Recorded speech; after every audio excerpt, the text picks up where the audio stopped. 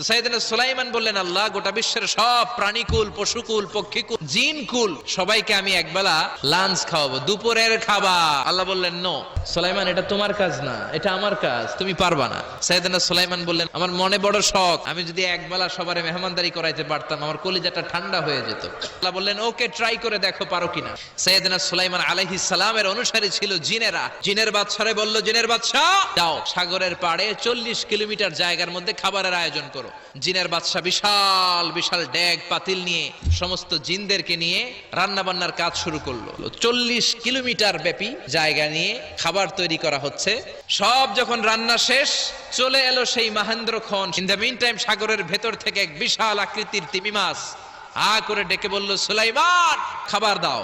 উনি ঘোষণা দিলেন, যাও এটারে খাবার দাও। তিমি মাছ বিশাল বড় করে বসে আছে সাগরে।